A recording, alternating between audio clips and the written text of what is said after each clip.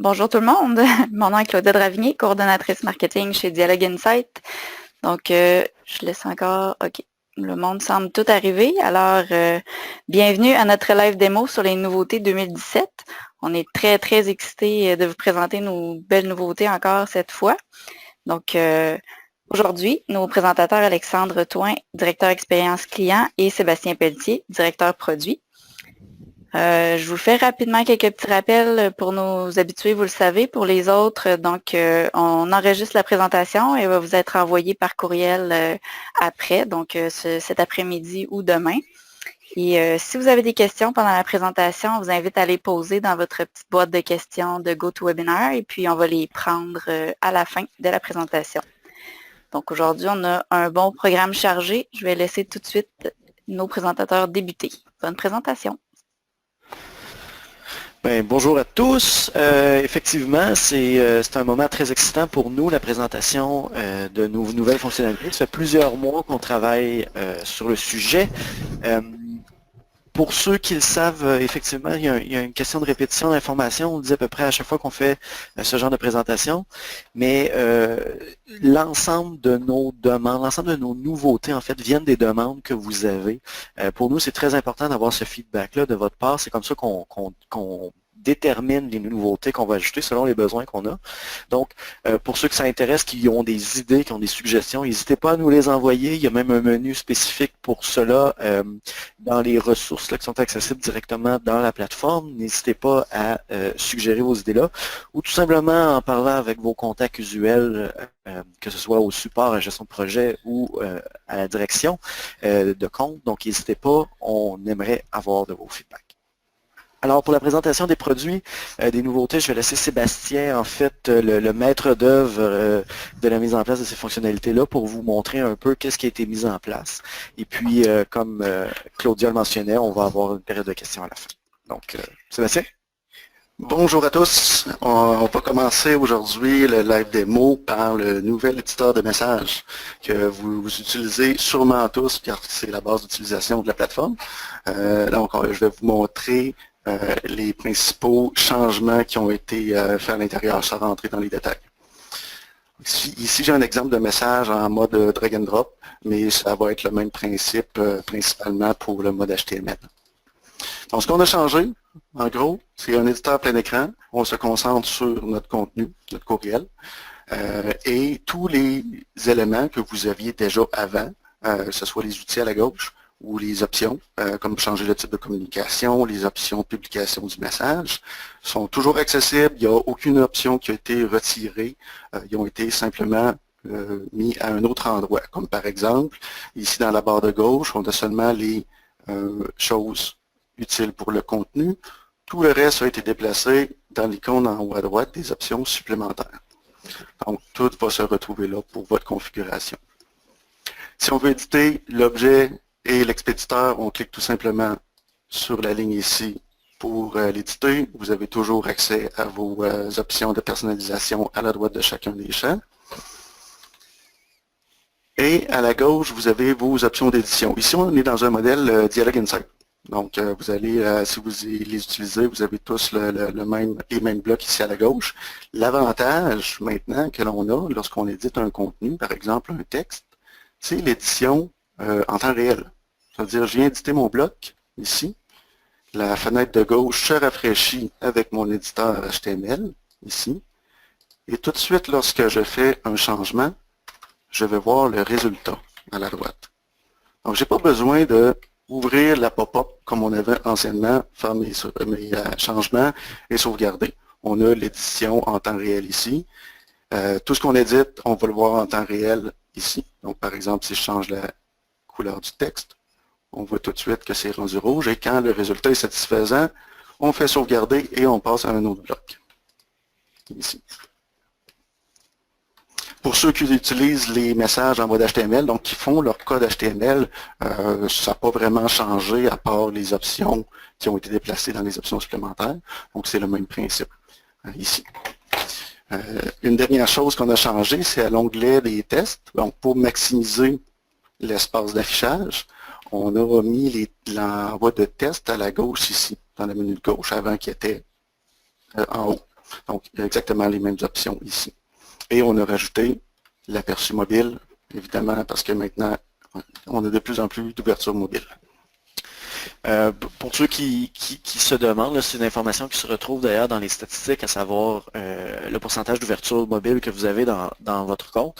C'est surprenant à quel point même les gens qui croient que versus leur clientèle, qui est une clientèle d'affaires, une clientèle de bureau, peut-être que le mobile n'a moins d'impact, mais officiellement pour la majorité de notre clientèle, c'est maintenant majoritairement mobile au niveau des ouvertures. Donc lorsque vous allez créer finalement vos messages avec le nouvel éditeur et toutes les bonnes options, toujours garder en tête d'avoir une vue mobile parce que c'est souvent la grande majorité de vos contacts qui l'ouvrent en mobile. Et comme je dis, ne me croyez pas sur parole, allez voir vos propres statistiques pour avoir la réponse. Oui, c'est ça. Dans les statistiques qu'on voit habituellement, la ligne des ouvertures ordinateur versus mobile, c'est croisé et le mobile est rendu plus élevé que l'ouverture ordinateur.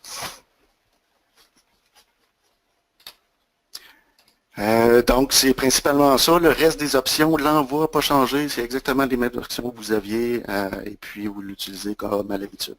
Donc, le plus gros avantage, c'est l'édition en temps réel du contenu qui est beaucoup plus rapide. Maintenant, on serait rendu au persona. Alexandre? Oui, en fait, pour ceux qui ont vu le webinaire qui a été donné en janvier dernier, on veut mettre beaucoup d'emphase sur les personas parce qu'en fait, c'est une demande qu'on a de plus en plus régulièrement de la part de nos clients. Donc, par persona, ce qu'on entend, c'est vraiment la capacité de faire des regroupements de clientèle, de leur donner un nom pour que ce soit plus facile à reconnaître. C'est beaucoup plus engageant pour l'ensemble des gens dans votre marque de savoir que vous parlez de Jenna, par exemple, Jenna qui est un client type que vous avez chez vous, plutôt que de parler de la jeune femme 18-24 ans qui magasine 2 fois par semaine. Bon, peu importe vos critères, mais l'idée c'est que ça parle beaucoup plus quand on parle d'une seule personne, ça donne une vision commune de votre clientèle au travers des différents départements de votre marque et ça peut finalement vous aider à développer des messages, développer du contenu qui va vraiment parler correctement à votre clientèle. J'en parle pas plus qu'il faut. Pour ceux qui s'intéressent, le premier élément, c'est évidemment l'article qu'on a publié en janvier dernier sur notre blog, sur notre académie, et sinon aussi le webinaire qui se retrouve là facilement au travers l'aide en ligue ou au travers YouTube sans aucun problème pour avoir le détail de ce à quoi peut servir les personas pour votre entreprise. Mais là, on va plutôt vous montrer, en fait, Sébastien va plutôt vous montrer comment les configurer finalement directement dans la plateforme et surtout à quoi ça sert et comment on peut après ça exploiter cette information. Oui. Donc, ça nous permet d'identifier nos contacts. Ça ressemble beaucoup au groupe, mais il y a une différence entre les deux. Dans le fond, ici, pour le démo, c'est des personas qui sont basés sur la tranche d'âge des personnes. On a l'âge de nos contacts à l'intérieur de leur fiche, et ici, c'est des tranches d'âge. Et ce qu'on voit ici, c'est toutes les personas qu'on s'est créées. Donc, Marie en a 8 contacts correspondants, Jenna 7, Henri 3. Donc, si on regarde ici, Marie, on va éditer notre persona. L'interface d'édition va ressembler beaucoup au groupe. On va avoir nos critères à la gauche qu'on peut glisser. Et on met un critère, ici dans ce cas-là, c'est la tranche d'âge de 35 à 59 ans, c'est nos maris. Donc on peut cibler après ça à l'aide d'un groupe. On fait un groupe sur Marie pour envoyer un message particulier à eux. Donc on crée notre persona, on met des critères à l'intérieur. L'outil, le système va sortir les contacts correspondants à notre persona. Dans ce cas-là, en haut à droite, on voit 8. Et ensuite, on peut choisir la fréquence de mise à jour. Contrairement aux groupes qui sont dynamiques, à chaque fois qu'on utilise un groupe, on a le nombre réel de contacts à ce moment-là. Les personas sont calculés à des horaires réguliers. C'est pas aussi dynamique que les groupes. Donc, c'est pour ça qu'on a l'option ici. On choisit « Je veux mettre à jour le système une fois par semaine », ici dans ce cas-là, le lundi. Fais le tour de mes contacts et met à jour mes personas. Donc, on peut le faire mettre à jour manuellement. Aussi, on a le bouton pour ça ici. Une fois qu'on a des personas, qu'est-ce qu'on peut faire avec ça dans l'application? On va pouvoir les utiliser évidemment, dans une fiche contact, on va voir le persona associé. Donc, j'ouvre un contact Marie, on va voir l'image si on en a mis une de Marie. Mais on peut aussi s'en servir dans les groupes pour segmenter. Aller chercher juste les Marie, juste les Jenna, par exemple. Donc, si je vous donne un exemple rapide,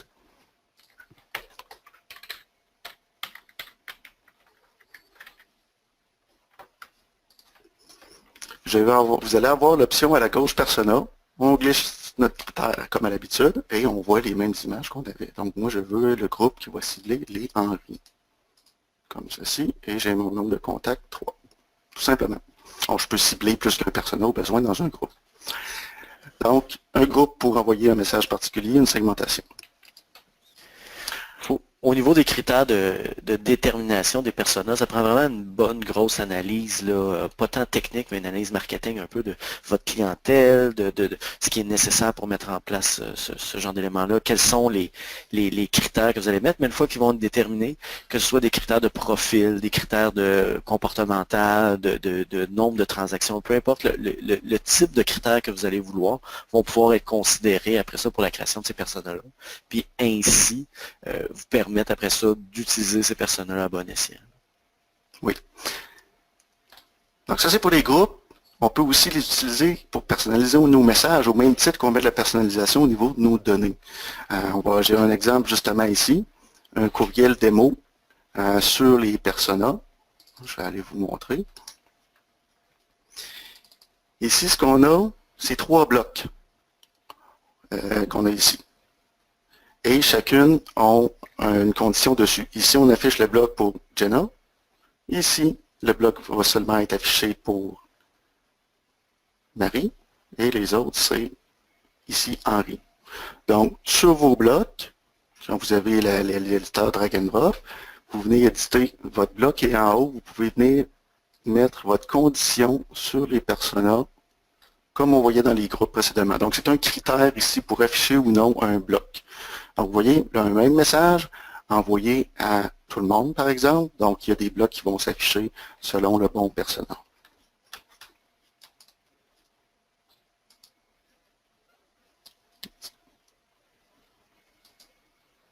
En mode HTML, pour les gens qui font leur code HTML, il y a un outil à la gauche pour insérer le code de condition pour nos personas. Donc, il vous génère le code de personnalisation Dialog Insight.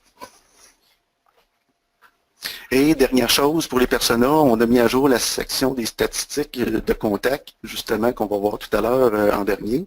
On va avoir aussi les personas à cet endroit-là, ici. Un peu les mêmes graphiques qu'on voit lorsqu'on va dans l'interface des personas, mais on a aussi rassemblé ça dans les statistiques de contact aussi. Donc, c'est tout pour persona, je pense, Alexandre? Tout à fait. OK. Donc, on serait rendu au scénario automatisé sur des déclencheurs. En fait, tout le monde connaît notre outil de marketing automatisé. Si vous ne connaissez pas, vite, allez voir les vidéos sur le sujet. C'est un des éléments centraux de notre plateforme. Donc, ça permet en fait de déterminer des séquences précises de messages et évidemment, les envoyer à des personnes très, très précises. C'est vraiment la grosse tendance cette année et même l'année dernière de mettre en place. Et c'est pour ça, avec l'utilisation que nos clients en ont fait, qu'on a décidé en fait d'améliorer cette interface-là, pas tellement en termes de visuel, mais plus en termes des fonctionnalités, pour rendre l'outil encore plus puissant, puis vous donner encore plus d'options dans les déclencheurs de scénarios automatisés. Donc, c'est ainsi que Sébastien va vous montrer là, un peu ce qui a été mis en place. Oui. Donc, un déclencheur, ça veut dire il se passe une action au niveau de notre liste de contacts. Donc, un contact est créé, modifié, s'est abonné à tel abonnement, par exemple, pour ceux qui ont le centre de consentement. Et on a aussi en lien avec le module parcours, ici à la gauche, pour ceux qui l'utilisent, des visites sur le site web. Donc, j'ai 2 exemples que je vais vous montrer rapidement. Ici, j'ai un premier scénario que je veux déclencher lorsque les gens s'abonnent à mon abonnement l'infolettre par un formulaire en particulier dans le système. Donc, on va aller voir comment c'est fait. Ici, mon scénario que vous allez voir, c'est simplement une séquence de messages. On a le premier message de bienvenue. Merci de vous être inscrit à notre infolettre. Et 7 jours plus tard, 2 fois, on envoie un suivi des courriels. Donc, les déclencheurs, comment c'est fait? C'est sur notre point d'entrée où on va décider du type de lancement. Donc, pour ceux qui l'utilisaient déjà, vous voyez les types de lancement que vous connaissez, mais on a rajouté celui qui est sélectionné par déclencheur. Ce que ça fait, c'est que ça vous offre l'option de déclencher un scénario pour un contact, plusieurs contacts qui correspondent, ou parcours. Donc ici, pour mon scénario, ce que j'ai fait, je veux déclencher le scénario pour un abonnement, quand la personne s'abonne. Donc ça veut dire ici, avec la loi C28, mon centre de consentement, j'ai mes abonnements ici. Je choisis pour l'infolette, quand les gens s'abonnent, et seulement par le formulaire d'abonnement infolette en français. Donc, ici, la liste affiche vos formulaires que vous avez créés dans l'application, les formulaires d'abonnement, les formulaires d'activité, de concours pour ceux qui les ont, les formulaires de prospection aussi. Donc, on peut sélectionner plusieurs formulaires ici. Donc, mon but précis ici dans ce scénario-là, c'est par le formulaire, s'ils s'abonnent, on commence une séquence de bienvenue. Ici. Donc, quand l'action se produit, automatiquement, le système détecte et va rentrer le contact dans le scénario et partir la séquence. Ici pour chacun des contacts. Précédemment, l'outil se faisait à des moments précis. Donc, dans ce cas-ci, très très précis du formulaire à remplir sur le site web. En fait, le scénario était déclenché, par exemple, le lendemain matin. Dans ce cas-ci, maintenant, ça va déclencher le scénario au moment précis où la personne va soumettre le formulaire. Dans ce cas-là, ce que ça veut dire, c'est que les communications que vous allez envoyer ne seront pas groupées. Ça va être vraiment chaque personne va recevoir le courriel au moment opportun pour lui. Ça vous ouvre finalement des possibilités au niveau communicationnel vraiment plus importantes. Celui-là est assez simple en termes d'exemple. On parle d'un scénario de bienvenue à partir d'un formulaire, mais pensez à toute action qui se passe sur un contact, que ce soit la mise à jour d'une information de profil, que ce soit la création, un désabonnement, peu importe l'idée derrière, vous allez pouvoir déclencher une série de communications précisément à ce moment précis-là. Donc, ça vous ouvre vraiment la porte au niveau des campagnes et des idées que vous pouvez avoir. Mais pas autant que Parcours qui s'ouvre vraiment beaucoup de portes. Je vais laisser Sébastien en parler. Oui. Alors, je vais sortir de mon exemple ici. Je vais ouvrir celui site web, intérêt, email marketing. Donc, j'ai fait le scénario pour les gens qui visitent une page web en particulier sur mon site pour faire un suivi. Donc ici, je vais aller voir mon déclencheur.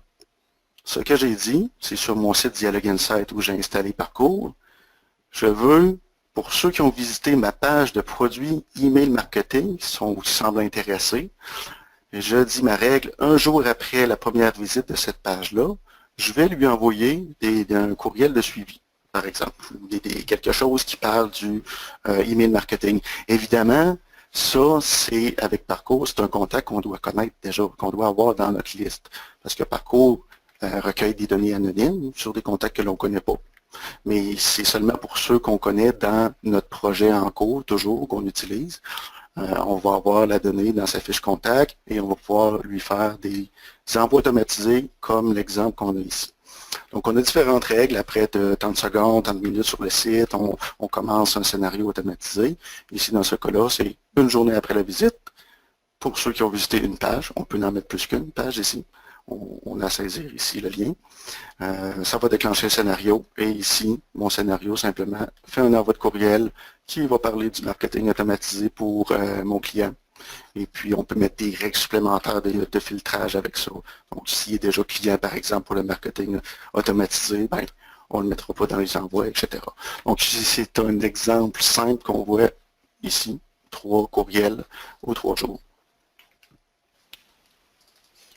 Donc, l'idée, c'est que ça vous permet de capitaliser sur tout ce qui se passe sur votre site web.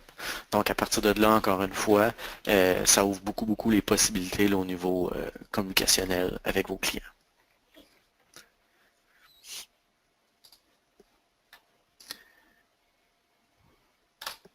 OK. Donc, ça, c'est pour les scénarios.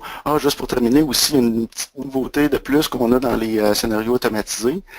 qu'on a amélioré, c'est les scénarios par import. Ça veut dire, après un import, je veux déclencher un scénario automatisé.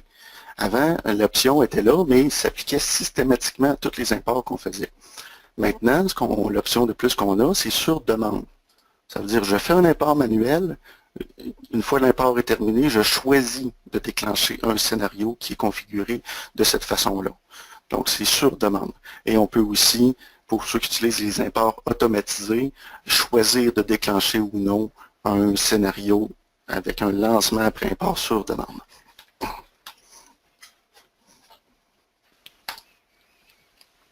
OK. Donc, on est rendu au groupe avec l'engagement. Alexandre? Oui, tout à fait. En fait, au niveau de l'engagement, au niveau des groupes, il y avait moyen de faire des groupes pour l'engagement de notre clientèle. Cependant, c'était plus compliqué. Il y avait beaucoup de combinaisons de critères qu'il fallait mettre en place. Donc, on a regroupé finalement le tout dans la section comportement sous la notice d'engagement. Comme Sébastien va vous montrer, en fait, il y a maintenant la possibilité de faire, d'ajouter deux nouveaux critères, donc la récence ou la fréquence. Dans le cas de la récence, il va vous montrer comment mettre le tout en place, mais dans le fait, pour tous ceux qui ont des questions à propos des campagnes d'engagement, de réengagement, donc pour mes contacts qui n'ouvrent plus mes courriels depuis 3 mois, est-ce que je peux lancer une campagne spécifique? Maintenant, tout à fait et simplement au travers ce critère. Puis pour ce qui est de la fréquence, là, on va plus aller dans l'inverse. Donc, au lieu d'aller avec réengager les gens qui ne cliquent pas, peut-être qu'on pourrait créer un groupe pour déterminer qui sont nos VIP. Donc, qui c'est dans nos contacts qui sont les plus actifs, par exemple. Donc, à partir de critères très, très simples que Sébastien va vous montrer. Oui. L'exemple que j'ai ici à l'écran, j'ai glissé un critère d'engagement et j'ai choisi la récence. Donc, ce que je veux trouver ici, sortir les gens qui n'ont pas ouvert un message depuis plus de 90 jours pour mon type de communication infolettre seulement. Donc, on peut sélectionner plus qu'un type de communication. Donc, ici, sur la récence, je veux faire une campagne de réengagement à ceux qui sont dormants, les contacts dormants qui ne font pas d'ouverture de clic de mon courriel. Donc, je cible les gens qui n'ont pas ouvert depuis plus de 90 jours. Le type infolettre, ici, qui font rien dans tous les envois d'infolettres que je fais à chaque semaine, par exemple. Donc, j'ai mes contacts et je pourrais leur envoyer un message spécial à ces gens-là. Donc, dans les critères qu'on a, ici, on a ont ou non pas. Donc, on peut inverser la règle. Et on a ici reçu le message, ouvert le message ou cliqué à l'intérieur. Donc, un peu des critères qu'on a à d'autres endroits dans les groupes. L'autre chose qu'on peut faire, ça c'est la récence. Ça veut dire depuis combien de temps il a reçu un message, mais la fréquence, c'est combien de messages il a ouvert. Donc, par exemple, si je prends inclure les contacts qui ont ouvert au moins 10 messages, et ça va me sortir ceux qui ont ouvert au moins 10 messages, des messages, pas le même message, des différents messages. C'est-à-dire si un infolette est ouvert par le même contact 5 fois, c'est calculé une fois. C'est vraiment 10 messages indépendants qui sont envoyés et on peut spécifier un type de communication, encore une fois, en particulier ici. Donc, on peut savoir avec ça quelles personnes sont le plus actifs dans les envois qu'on fait des courriels. Alexandre, avais-tu d'autres exemples plus côté marketing au sujet de la fréquence? Excusez-moi, je te sur mute. L'exemple typique, en fait, c'est vraiment ça. On parle vraiment de la création de nos contacts VIP à ce niveau-là. Ça peut servir dans différentes phases très, très, très précises qui peut couvrir votre besoin, mais généralement, on parle vraiment de cet exemple-là. Oui. Et c'est des données, on a la petite note ici, les données sont compilées depuis juin 2016. C'est à partir de juin qu'on a mis en place la base de données et on a commencé à cumuler les données dans les projets des clients. OK, En fait, donc ça, c'est un bon élément, là, c'est que la fonctionnalité a été développée quand même il y a un bout de temps, là, l'été dernier, mais on la rend publique maintenant pour justement avoir un assez grand nombre de données finalement accessibles. Donc, quand on parle de combien de jours, on s'attend, en fait, le maximum qu'on peut aller, c'est juin dernier, si je ne me trompe pas, Sébastien, là, c'est juin. Ce qui fait oui. que si vous marquez, par exemple, depuis plus de 365 jours, ce ne sera pas tout à fait encore 365 jours. Plus que le temps va avancer, on va finir par arriver à cette fréquence-là, mais pour le moment, les données vraiment ont commencé à être cumulées en juin. Oui. OK, donc c'est tout pour ce nouveau critère de groupe qu'on a ici sous comportement. Pour ceux qui utilisent les groupes en mode avancé, c'est là aussi, c'est la même chose, sauf ici, je vais vous montrer rapidement. En mode avancé, c'est plus textuel, l'écran. J'ajoute un critère et je vais avoir ici engagement à la droite sous contact, et avec les mêmes options.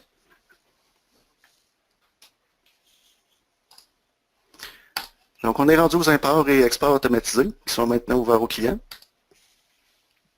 Pour ceux qui font en fait affaire avec nous depuis longtemps, on vous a probablement déjà parlé de la possibilité de mettre un import automatisé ou même un export automatisé, que ce soit des informations de profil ou des journaux d'envoi, si c'est quelque chose qui vous intéresse.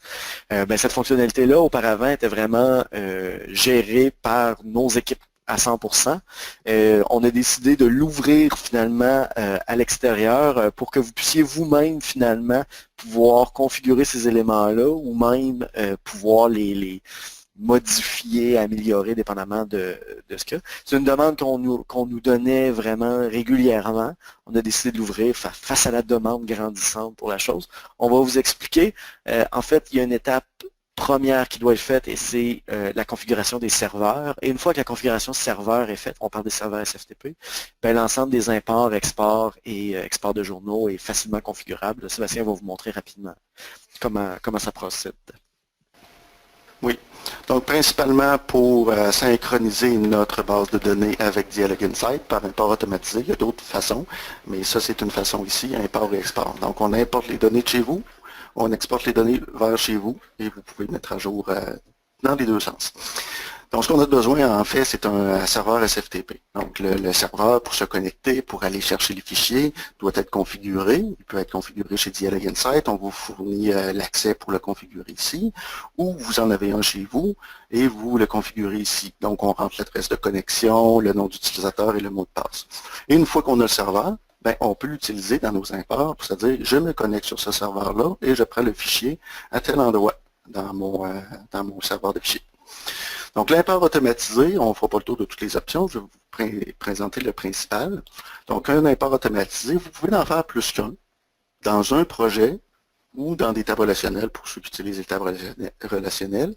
Ici, j'en ai un en démo, synchronisation des contacts de mon CRM dans le projet démo. C'est là que je vais insérer mes contacts.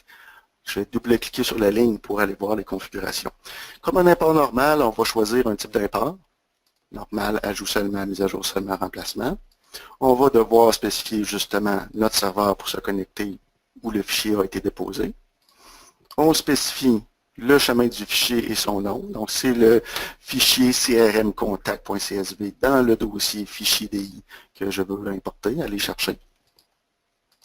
Et puis, je vais spécifier, il y a quelques configurations ici, mais le principal en bas, je peux spécifier un horaire. Donc, je veux faire ça quotidiennement, mensuel, hebdomadaire, j'ai plein d'options, et je peux même faire expirer ici l'import. À partir de telle date, c'est plus nécessaire de faire les imports. Donc, selon l'horaire, c'est automatisé. Donc, quand on a ça, nos utilisateurs qui font nos infolettes n'ont plus besoin de faire des imports manuels. C'est fait tout seul. On se préoccupe de faire nos messages, de faire nos segments et d'envoyer nos communications. Ensuite, évidemment, quand on fait un import, on doit dire mes données de mon fichier vont dans quel champ de mon projet. Donc, on a la section des assignations des champs, ici. Puis on va pouvoir dire, ma colonne 1 de mon fichier, c'est le courriel. Ma colonne 2, c'est le champ de prénom chez Dialog Insight, etc. On fait l'association qui ressemble beaucoup aux imports manuels ici. Donc, c'est enregistré, votre fichier va s'importer selon ce format-là toujours. Ensuite, s'il se passe quelque chose dans notre import, une erreur ou succès, on peut avertir une personne, un utilisateur de la plateforme. Donc, dans ce cas-là, ici, Sébastien Pelletier reçoit un courriel en cas d'échec de l'import. Donc, je reçois un courriel, il se passe de quoi, je peux venir dans l'application vérifier qu'est-ce qui s'est passé. Et quand c'est terminé, j'ai un avertissement aussi. Donc, on peut choisir ici un ou l'autre ou les deux. Et on va avoir comme les imports automatisés, tout l'historique d'exécution des imports. Donc, à telle date, le fichier un tel s'est importé, a ajouté X contact, va modifier X contact. Ça, c'est pour les imports. Pour les exports, c'est principalement la même chose. Donc, on va venir ici dans la section export. On peut exporter des données d'un projet. On peut exporter des données des tables relationnelles aussi. Donc, cet exemple-là, synchronisation des contacts vers mon CRM du projet. Le contenu exporté, c'est mes contacts du projet démo. Donc, j'exporte mes contacts. On va aller voir ici. Encore une fois, je dois spécifier mon serveur pour déposer le fichier. Et je veux déposer le fichier dans le dossier transfert DI et je le nomme export DI dialogueinsight.csv. Et plus bas, je spécifie encore une fois mon horaire. Donc, quotidiennement, à minuit, je vais avoir le fichier à jour chez nous. Deuxième chose, contenu de l'export. Donc, c'est fait pour exporter des contacts principalement. Donc, le projet démo, j'exporte tous mes contacts ou un groupe de contacts en particulier. Ici, c'est la même interface qu'un envoi de courriel. Donc, j'exporte des contacts en particulier. Et je peux choisir les champs à exporter. Je ne suis pas obligé de toutes les avoir. Donc ici, j'ai les champs de mon contact, donc prénom, courriel, province, etc. Et j'en ai quelques-uns que je n'ai pas cochés, des champs administratifs que je ne voulais pas. Donc, c'est les données qui vont être exportées. Et ici, on peut choisir le contenu d'une table relationnelle pour ceux qui utilisent la fonctionnalité et le résultat d'une requête aussi qui est encore plus avancé. On va aussi avoir les alertes. Donc, s'il y a un échec là-dessus, je vais être averti. Et l'historique d'exécution du fichier. Comme ça. Donc ça, c'est pour les exports des données, des contacts et des tables relationnelles. Mais l'autre type d'import qu'on a, des journaux Dialogue Insight, c'est plus avancé. En plus d'avoir, c'est vraiment les données brutes qu'on a de l'application, comme par exemple, il se passe plein de choses dans l'application. On fait des envois de courriel, il y a des clics, des liens qu'on met dans nos courriels. Donc, c'est vraiment... Si je coche par exemple message, c'est toutes les données reliées à mes messages que j'ai créés dans l'application. Si je clique mes lots d'envoi, c'est tous mes envois que j'ai faits, je vais avoir des informations reliées à ça. Il y a quelques clients qui sont servis pour faire du traitement de leur côté pour ça. Mais c'est vraiment avancé. Là, si on parle juste d'extraction de contact, on va aller chercher l'autre section export qu'on a vu précédemment. Exact. Ça, c'est par exemple, un bon exemple de l'utilisation de ça, ce serait je veux recevoir l'ensemble des clics qui ont été effectués dans mes messages, disons, dans les X derniers mois, dans l'objectif de comprendre ce qui intéresse mes contacts en termes de contenu, quel type de contenu ils préfèrent, et ensuite de ça, à partir de là, je vais pouvoir améliorer ma création de contenu pour m'assurer de créer les bons contenus qui finalement ont de l'impact. Au lieu de le voir globalement dans nos systèmes, ce qui est tout à fait possible là, de le faire dans nos onglets résultats, mais de le faire à cet endroit-là, ça va vous donner vraiment les données brutes. Fait que pour ceux qui utilisent par exemple des logiciels de statistiques très très avancés ou qui gèrent la vue unifiée de leurs contacts au travers des systèmes extérieurs, ça vous permet finalement de créer cette vue-là puis d'avoir ces données-là pour pouvoir capter l'information.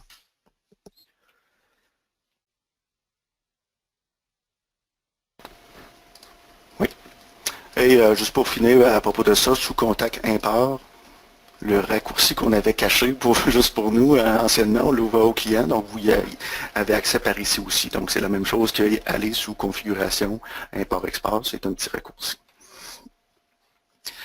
Dernière chose qu'on va voir aujourd'hui, on va y aller rapidement. Je vais vous le montrer sans rentrer en détail, c'est les statistiques au niveau de notre liste de contacts. Pour ceux qui les ont déjà consultés, on a mis à jour visuellement et aussi mis des textes explicatifs à l'intérieur et réorganisé un petit peu les données. Donc, principalement, ce qu'on a amélioré, c'est le premier tableau pour ceux qui ont le centre de consentement dans leur projet. Le premier tableau va être différent de ceux qui ne l'ont pas, le centre de consentement. Donc, ici, ce qu'on voit, c'est tous nos contacts qui ont des abonnements qui ont des consentements implicites, qui n'ont pas, qui ne peuvent pas recevoir de communication. Et si je vais voir le graphique plus en détail, la section complète va m'afficher pour chacun de mes abonnements, mon infolette, mes promotions, mes communiqués, combien j'ai de personnes d'abonnés à ça. Ici.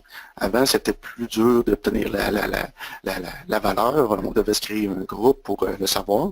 Donc ici, on a en un coup d'œil les données. Très utile pour tous nos contacts qui utilisent le centre de consentement. C'est vraiment une belle vue à exploiter. Et on a gardé la même fonctionnalité aussi. Si on clique sur un élément, on va voir la liste des contacts correspondants, comme on a la plupart du temps dans toutes nos statistiques. Donc, on va avoir ici l'état d'abonnement des contacts, les acquisitions de contacts, les nouveaux contacts de notre projet par mois, les sources d'abonnement de nos contacts. Ça peut être, il s'est abonné manuellement par un processus, un formulaire, etc. L'évolution de notre liste de contacts. Donc, c'est des graphiques qu'on avait déjà, qu'on a juste amélioré un petit peu. En fait, c'est un nouveau type de graphique qu'on tente un peu pour voir si vous appréciez. Fait qu'hésitez pas à nous faire des commentaires sur le sujet. Les trouvez-vous faciles à regarder? Les trouvez-vous pertinents? Pas en termes de l'information, mais on parle vraiment en termes du visuel. N'hésitez pas à nous faire vos commentaires pour qu'on puisse finalement continuer à s'améliorer. Oui. Donc, je n'expliquerai pas chacun des graphiques, je vais vous laisser explorer tout ça. On revoit nos personas ici. Ici, je suis dans notre compte à nous. On a des personas différents avec des vraies photos au lieu d'être des pictogrammes. Le pointage, pour ceux qui utilisent le pointage, ça va se retrouver aussi ici. Donc, le pointage en étoile, dans notre cas, on a 7700 contacts sans étoiles, 47 5 étoiles. Donc, ça permet vraiment d'avoir une vue plus statistique, plus marketing de vos contacts. Si je ne me trompe pas, Sébastien, ça fait un peu le tour? Ça fait le tour. On n'a pas sauté de points, on les a tous. Excellent. C'est le moment des questions. Donc, si vous avez des questions, n'hésitez pas. On va les prendre au fur et à mesure qu'ils rentrent. La première, Sébastien, peut-être que tu peux offrir une réponse. On parle des personas et on se demande pourquoi le logiciel ne nous dit-il pas que certains contacts ne sont pas éligibles. Question de Geneviève. OK.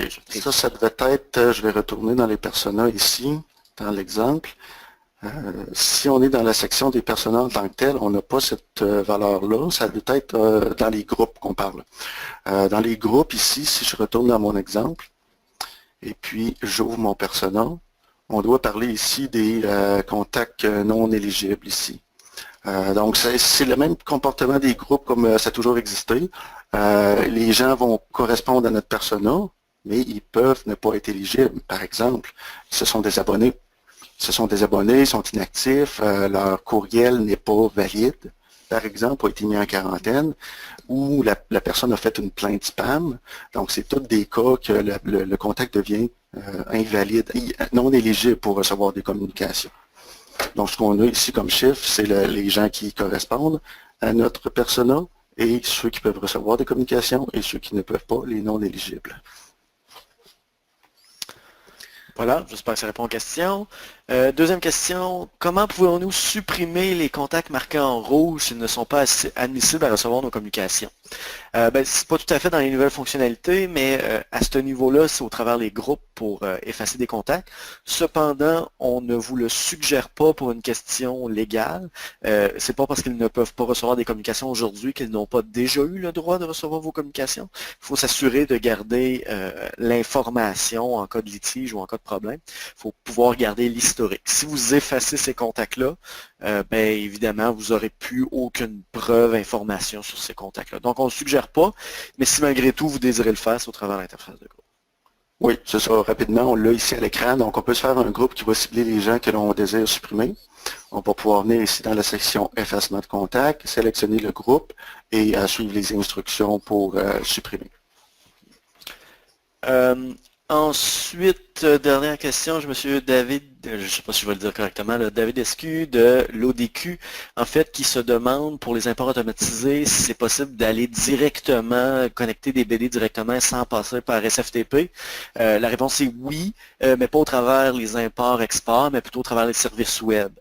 Les services web présentent un avantage précis, ceux d'être en temps réel, alors que SFTP a des fréquences définies, mais c'est un autre type de projet, mais il n'y a pas de problème, on a des API disponibles pour faire le tout, autant au niveau de l'import, en fait au niveau de l'export, c'est les webbooks, mais rendu là, il y a moyen de le faire, tout simplement nous contacter, puis on pourra discuter si c'est quelque chose qui a un intérêt de votre côté, là, il n'y a pas de problème.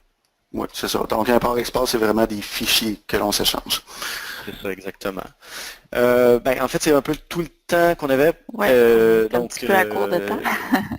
oui, c'est ça. Donc, Claudia, je vais te laisser y aller. Oui, mais parfait. Donc, si jamais il y en a qui avaient d'autres questions qu'on n'a pas pu répondre, vous pouvez vous adresser directement à votre gestionnaire de projet, votre directeur de compte, ou sinon nous contacter à l'adresse info@commercial-dialogueinsight.com. On va s'occuper de vous. Donc, l'enregistrement aujourd'hui va vous être l'enregistrement de la présentation d'aujourd'hui vous sera envoyé là, possiblement en fin de cet après-midi ou demain. Et puis, comme d'habitude, ça nous a fait plaisir de vous accueillir et on se revoit prochainement. Merci beaucoup tout le monde. Merci aux présentateurs. Merci. Merci beaucoup.